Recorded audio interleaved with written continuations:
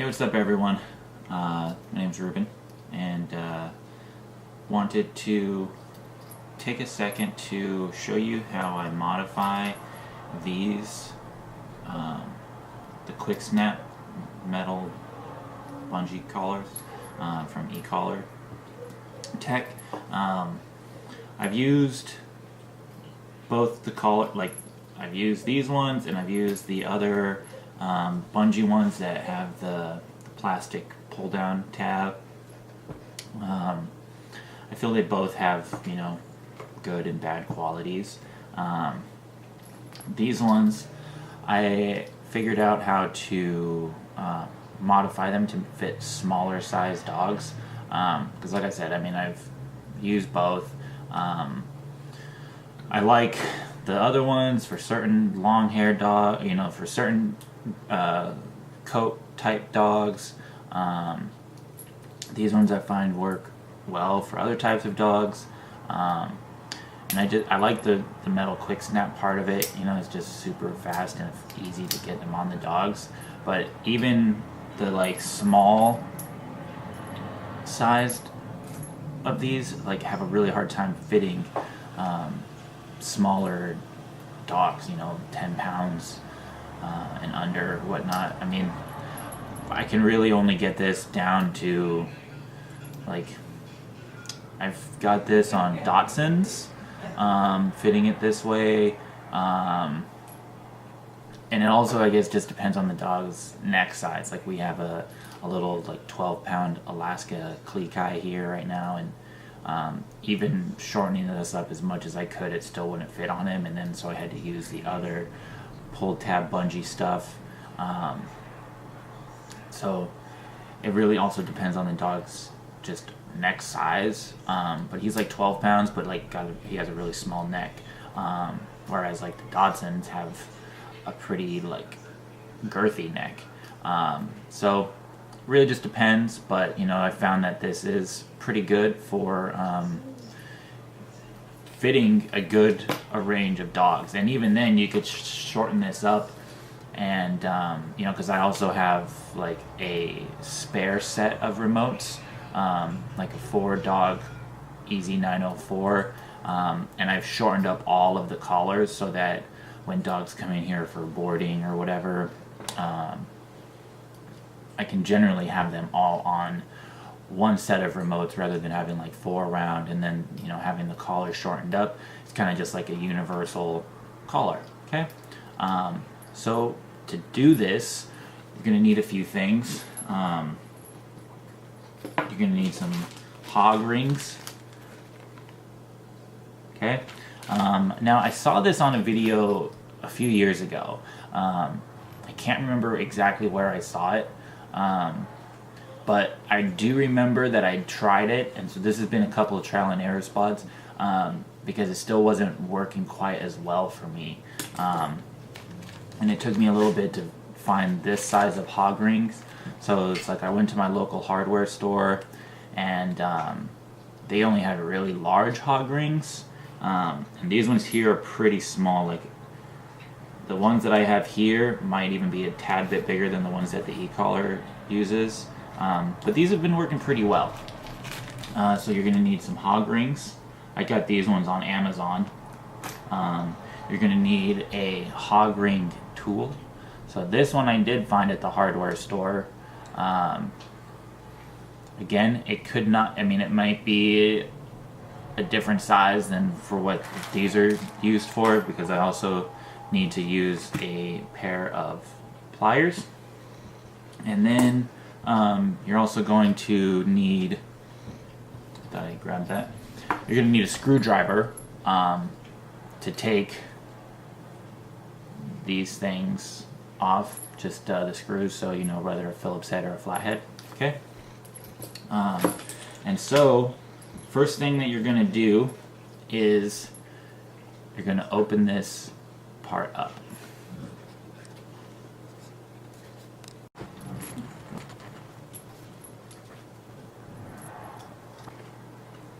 Alright, so you've unscrewed the thing and kind of just taken it apart, okay? And so now you're left with this little bungee ring. So what we're going to do is we're going to cut off these existing little hog rings. Doesn't need to be perfect, we'll fix all that. Alright, and so then what you're going to do is kind of just shorten that up. Right? You can make it really any length you want, but you do want to make sure that you can get this part through, and then same thing with on the top. Okay. I mean, I generally make it pretty small because that's also going to help with shortening the length of the leash. Now that's what I found was kind of the issue was the bungee ring itself was just a little bit too big. And so now you can really shorten that up and still have the bungee part of it. Okay, so now you've done that, okay? And then you put your hog ring right on there, right? Then you can pull some slack out and get it nice and straight looking.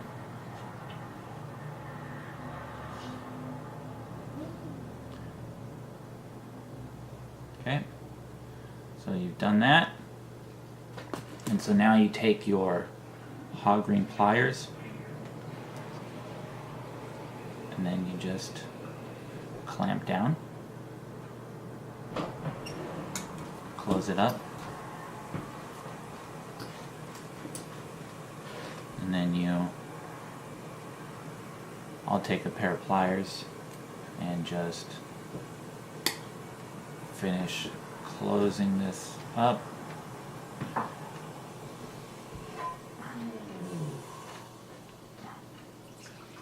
Just like so. Okay, so now that's pretty sturdy on there. And I'll add two. And what I do is I offset them, so if I had one facing out, the other one's going to be facing in. So now, and so now you've got a much smaller ring. And so now you can cut off the excess.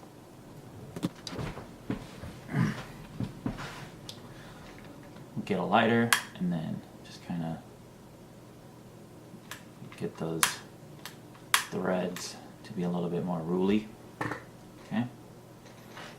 And then what you're going to do is you're going to put this part back into this section. Okay.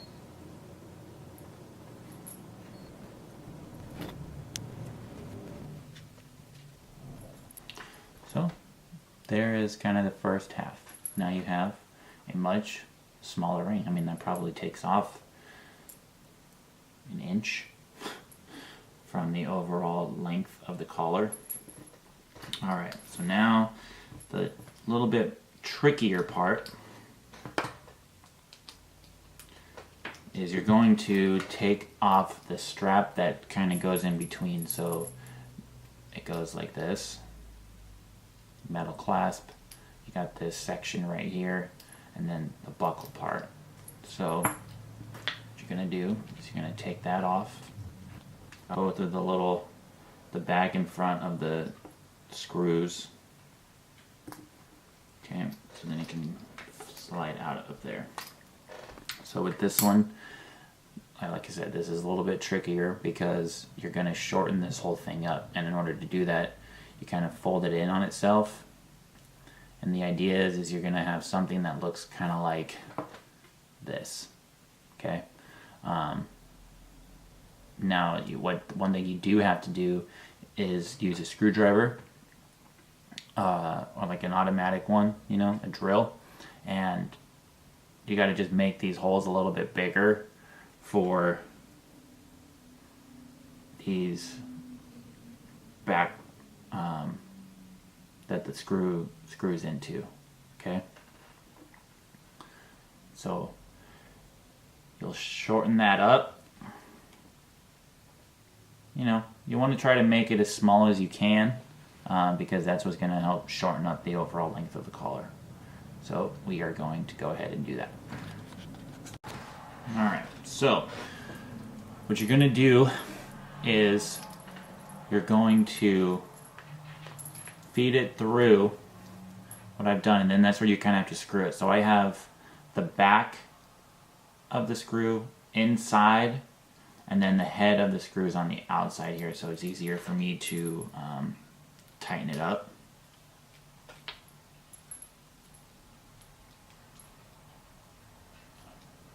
Okay, so now what you've got is something like this.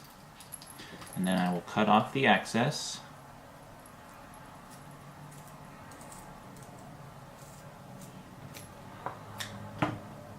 Okay.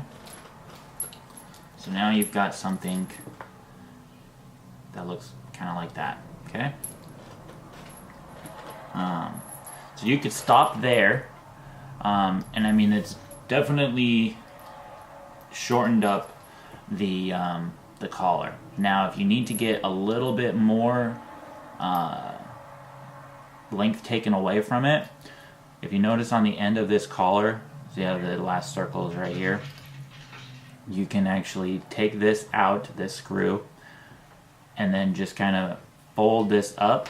So then you're going to use these holes, and you take away almost all of that little extra space right there. So again, probably another inch and a half of space that can be taken away, and you just fold it up and then loop it around just like as it is, but you're just cutting that part off, right? And then you just use it as you would normally to size it up on a dog. Okay, so hope that was helpful. Again, I can't remember where I found this, but credit goes to that person. This is just a little bit modified version of what they had. So hope this helps. Because, you know, like I said, I like to use both of the collars. But I do prefer using these. So, you know, with long-haired dogs, I've seen the bungee ones kind of get wrapped up within the cord. So these sometimes work better for those guys. It really all just depends, but I like to have some options, you know. If I have a really small neck dog, okay, then I have to use the other one. Or if I've got one that's, you know, pretty small but can fit this, I would use this one. You know, just have an option. So anyways, guys, enjoy the rest of the day. I'll talk to you later.